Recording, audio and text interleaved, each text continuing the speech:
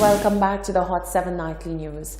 The Diabetes and Hypertension Association is gunning for corporate St. Lucia in an effort to fight diabetes. The association is asking employers to get their employees screened to ensure a healthier workforce. The fight to tackle diabetes is going corporate as the Diabetes and Hypertension Association is calling on business owners to encourage employees to get screened.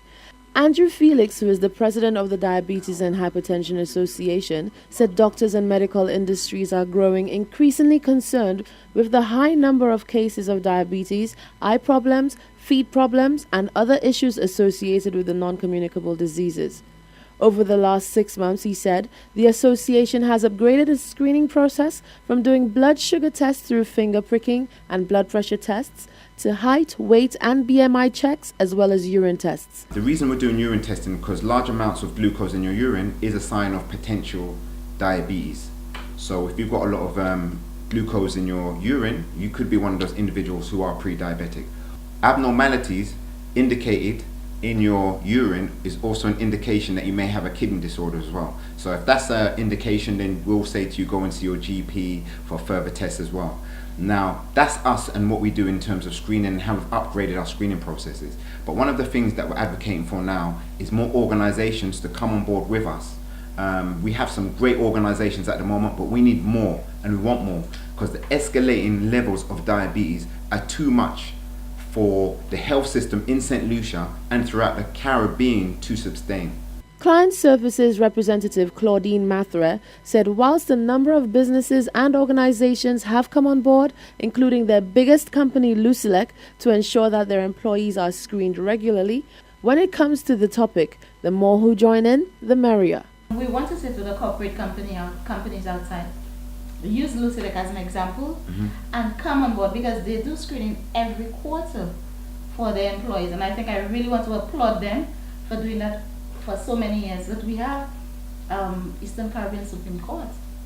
Wow. We have Grant Thornton. Yeah. We have so many other organizations which have seen the need to partner with us to screen their employees, and we want to applaud them. Massive. But we're Rich and Marcy, they're doing a great job in having their employees screened as well.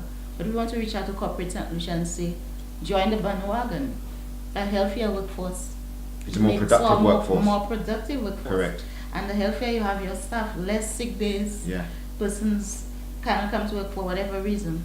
So you know the health of your staff and you're more confident that they're going to be there every day. Yeah. So we're reaching out to corporate St. Lucia and say, come on board with us.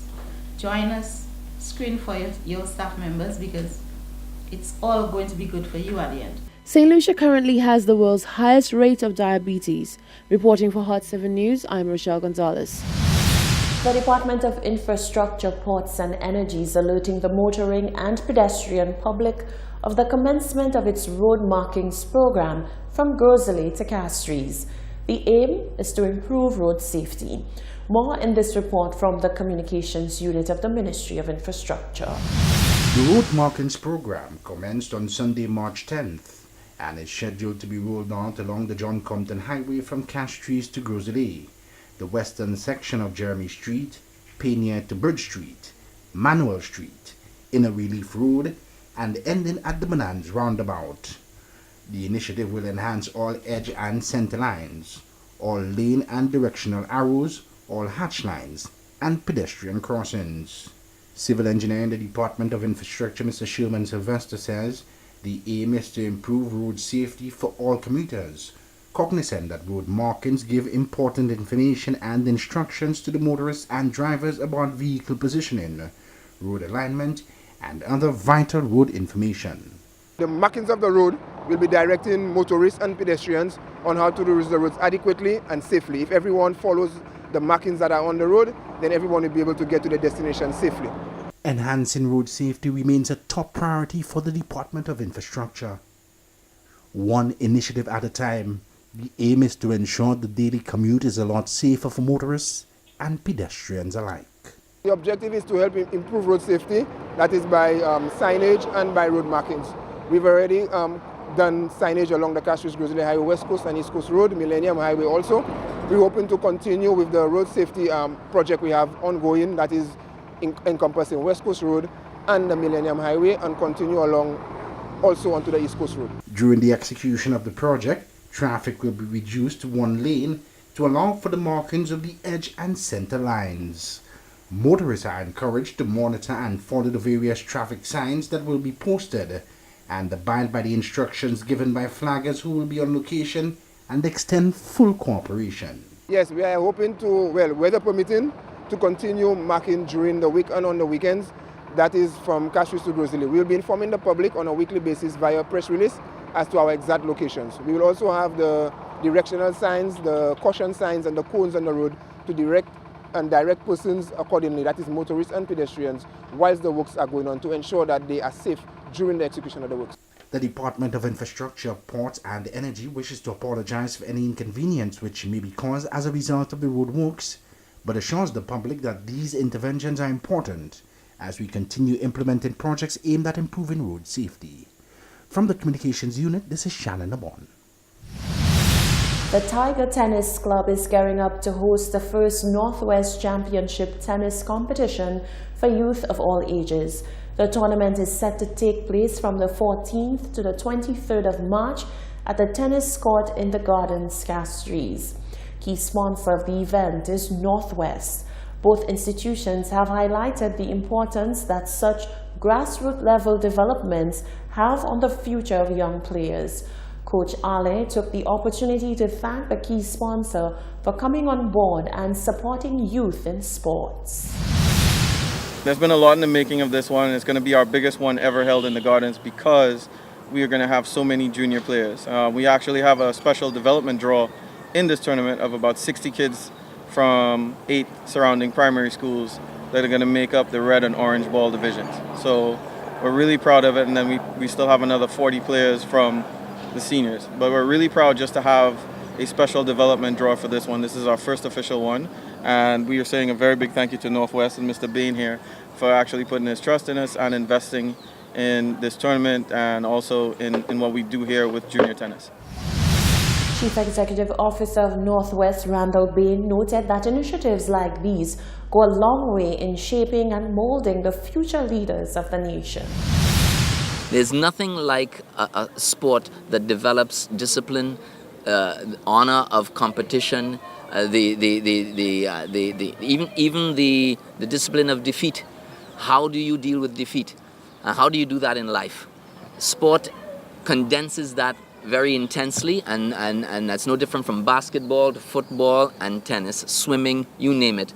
You got to go out there, put yourself on the line, compete, and accept that you put your best foot forward. And I think that is what is important, and that's what Northwest recognizes in this sport and in Tigers and in the association with all the associations we've had. And this is why we are here.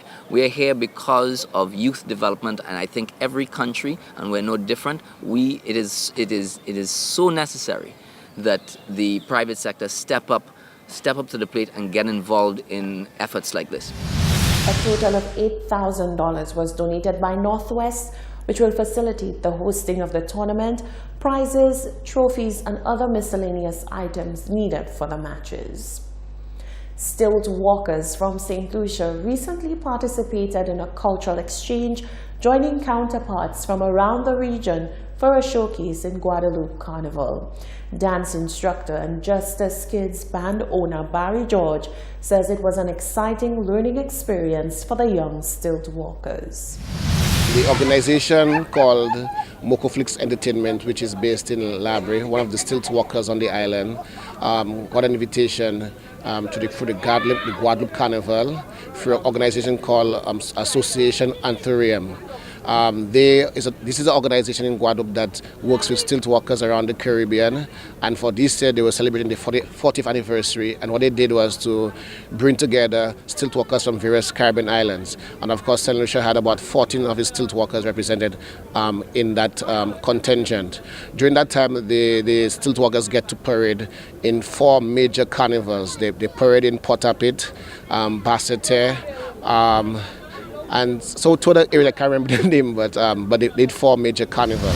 George says not only was the activity itself a success, but it will lead to future opportunities for collaborations across the Caribbean region. The steel workers get to exchange ideas, meet, see the various kinds of steels built from the various countries, and of course exchange ideas and network. So as a result of that, now we have Dominican counterparts, Trinidad counterparts, Barbados counterparts now want to work together, and now they're talking about, doing more cultural exchange in the area of stilt walking. Of course, all of the young stilt walkers received medals of appreciation from Guadeloupe officials for their participation in the carnival celebrations.